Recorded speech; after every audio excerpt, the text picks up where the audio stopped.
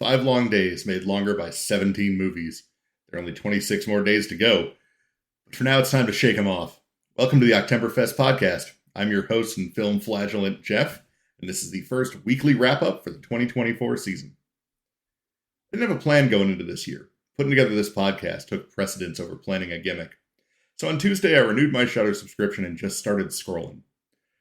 While I was adding to the watch list there, a familiar face on an unfamiliar cover caught my eye. Nick Cage, looking haggard and slightly deranged, which is to say looking like Nick Cage, in a movie titled Arcadian. The blurb seemed interesting enough. Post-apocalypse, mysterious and violent evil. I bit. I wasn't sorry I did.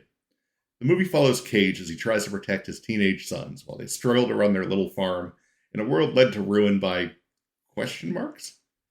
The writing wasn't great, and most of the acting was fair at best, but the creatures here were fun and different. A mob of stretchy, bendy, head-clacking root monsters live in the earth and mess folks up. Shot in Ireland, there's some nice vistas to look at, and in the end, the story has enough heart to overcome its weaknesses. The critter work is used well, not spoiling the fear because they leave a guy in a rubber suit and sneakers on screen for 20 seconds. Moving on from Shudder, I wandered the overtrodden halls of Netflix next. A German movie I watched a few years back stuck out to me. Had some theme similarities to Arcadian. Blood Red Sky from 2021 features a woman trying to protect her young son when their overnight flight from New York is taken over by terrorists. Unfortunately for the terrorists, the woman is a vampire, headed to New York in search of a cure. It's a bit like Air Force One with Harrison Ford meets Snakes on a Plane, but the snakes are vampires and the whole thing isn't a joke. There's some subtitles to deal with here, but I enjoyed it even on rewatch. I was about to call it a night when I spotted another movie on the Netflix reel. Cargo, a 2017 flick starring Martin Freeman, Watson from Sherlock, Bilbo from The Hobbit, Everett Ross from the MCU.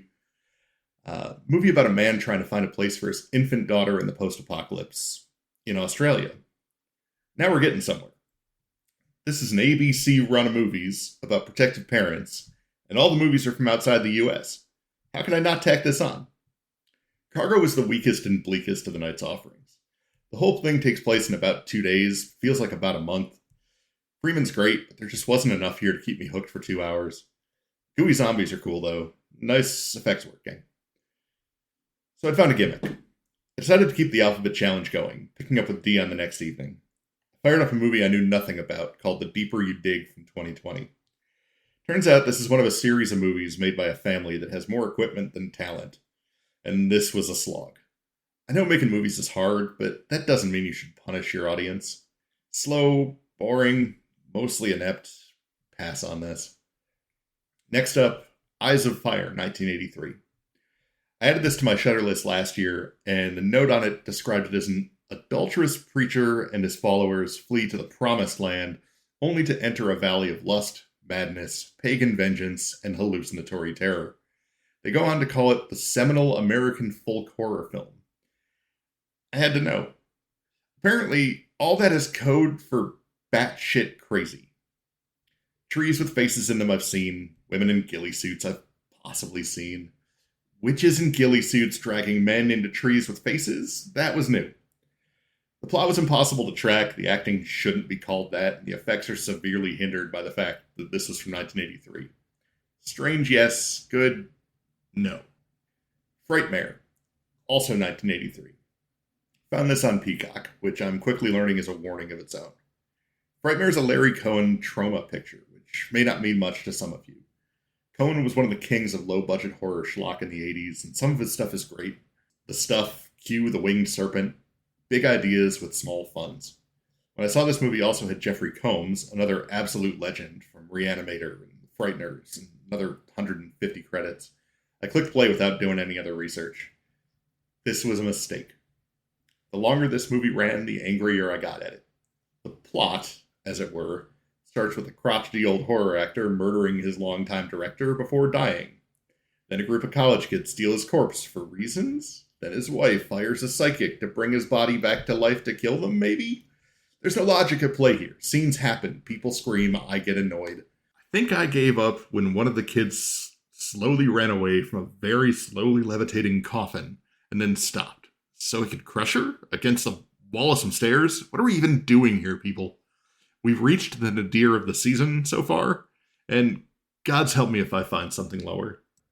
To cleanse the palate from this atrocity, I fired up something well rated by the Shudder community, Ghostwatch, a BBC faux newscast from '92. According to the note, it had a War of the Worlds effect on some gullible Brits back in the day, and I can see why. This is competently done, especially compared to the mess I've watched previously. Ghostwatch follows two groups of BBC presenters as they try to prove a haunting in a live broadcast. One team is on the scene at the family's home, another scene's in the studios taking calls and doing the usual TV filler work. The history of the home is presented through folks calling in, which lets them build the lore a bit more organically. And they never really give you a clean shot of their ghost, which leaves the audience searching the frame and lets the imagination do some work. The effects they did have were pretty camp, but they used them sparingly so they don't overstay their welcome. Things escalate quickly at the end to a full-on British invasion.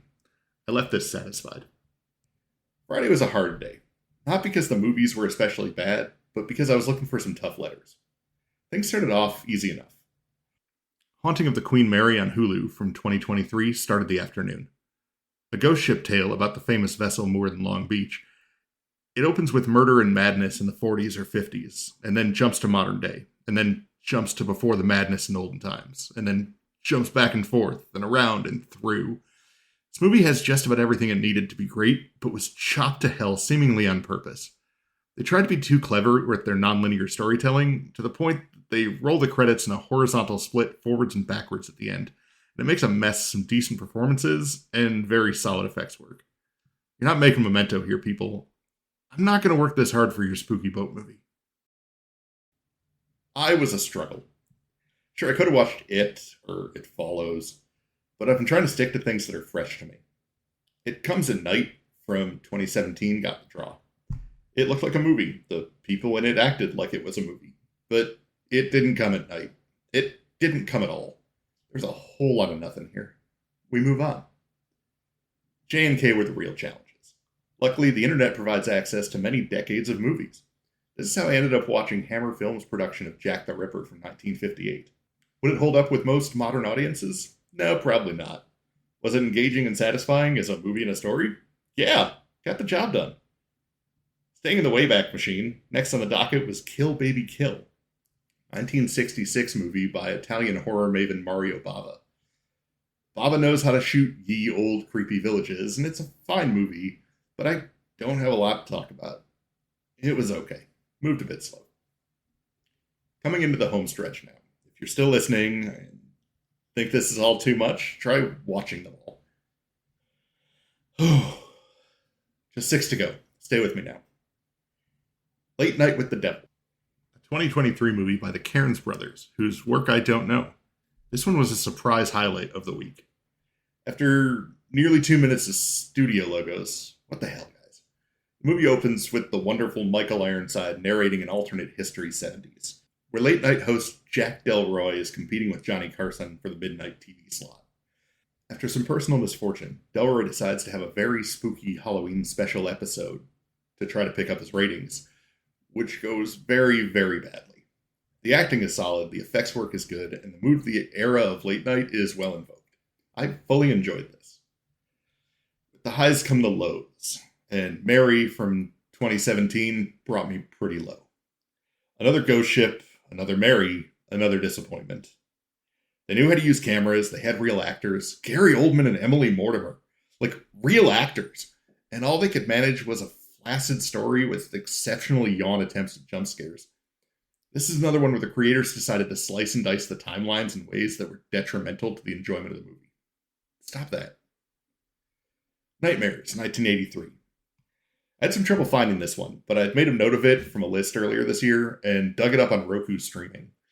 Nightmares is an 80s anthology of urban legend stories, even if some of those legends are completely forgotten.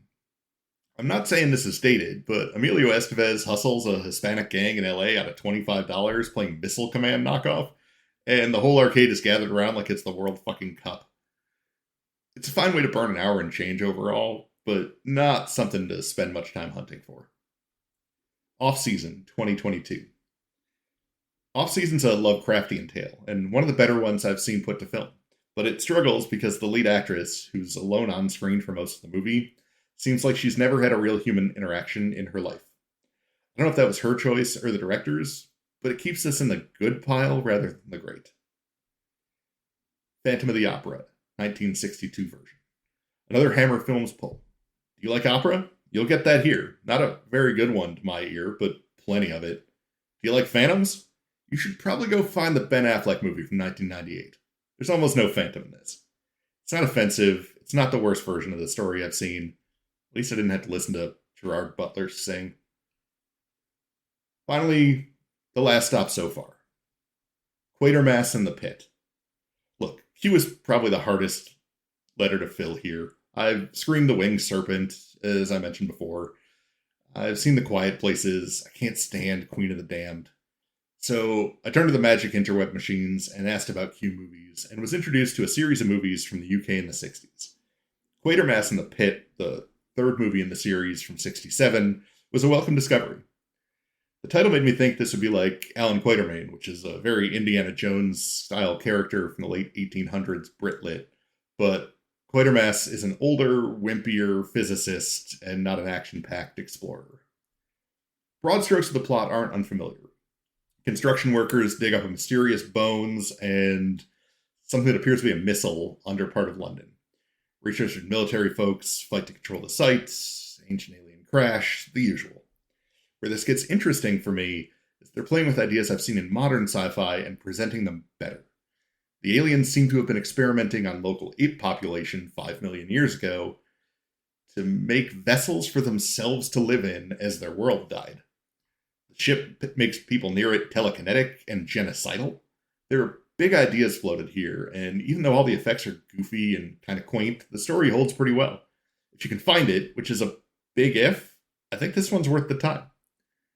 So that's the week in review. I hope this didn't run too long. It was a short week, and next week's recap will probably have even more to cover. What did I get myself into here? Happy Octember. Keep it spooky.